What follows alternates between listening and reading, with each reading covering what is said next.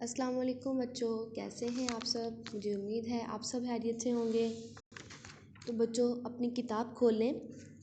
इसका आज जो हम करने वाले हैं आज की हमारी कहानी का नाम है चमगादड़ की होशियारी। ठीक है, कल हमने इसका एक पैराग्राफ पढ़ा था और साथ हमने इसके क्या किए थे, इमला के अल्फाज किए थे। मुझे उम्मीद है आप सब बच्चों ने अपनी कॉपी पे उसको नोट किया होगा और उसको याद भी किया होगा। किया है बच्चों, शाबाश। ठीक है, तो आज हम इसकी चमगादड़ की होशियारी का आगे से एक पैराग्राफ पढ़ेंगे। इसका सफ़ा नंबर 25।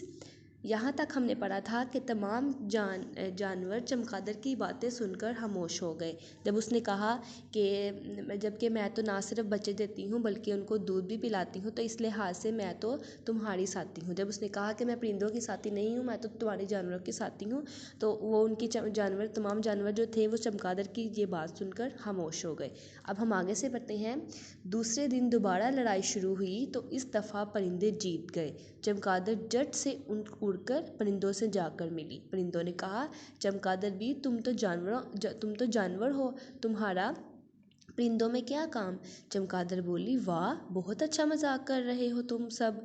मैं तो उड़ती हूँ और अपना घर भी दरख्त पर ही बनाती हूँ, तो मैं परिंदा ही हूँ।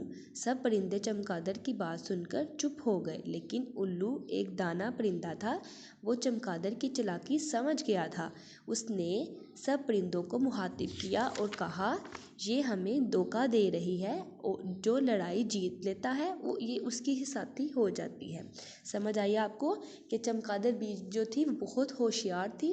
वो जानवरों को भी धोखा दे रही थी और परिंदों को भी धोखा दे रही थी। जब वो जानवर जीते थे तो वो जानवरों के पास चली जाती थी और उनको कहती थी कि मैं तो बच्चे भी देती हूँ और मैं उनको दूध भी पिलाती हूँ, तो मैं आपकी साथी हूँ। और जब परिंदे जीत जाते थे तो उनके पास चली जाती थी। जब वो कहते थे कि तुम तो जानवर हो और हम परिंदे हैं, तुम हमारा साथी कैसे हो सकती हो, तो फिर वो उनको कहती थी, तो वाह, तुमने क्या बात की है, मैं तो परिंदा हूँ, मैं तो दरख्त पर अपना घर भी बनाती हूँ, उड़ती भी हूँ, तो मैं जानवरों के साथी कैसे हुई, जानवर तो उड़ नहीं सकते।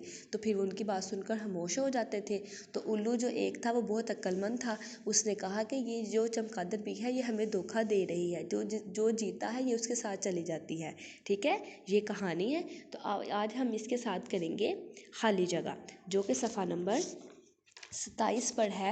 27 पर सफ़ा नंबर खाली जगह 27 पर देखिए, दुरुस्त लफ्ज़ लिखकर खाली जगह पुर कीजिए। वहाँ उन्होंने 4 दे दी हुई हैं और इसके नीचे हमने इनको देखना है कि कौन सा किसके साथ मिलता है और हमने उस पर लिखना है। पहली क्या है, अपना घर भी डैश पर ही बनाती हूँ, मैं परिंदा ही हूँ। उसने क्या कहा, अपना घर भी क्या किस पे बनाती है, वो घर दरख्त पे बनाती है। वो उसने कहा था ना कि मैं तो परिंदा हूँ, मैं तो अपना घर भी दरख्त पर बनाती हूँ, तो यहाँ क्या आएगा, दरख्त।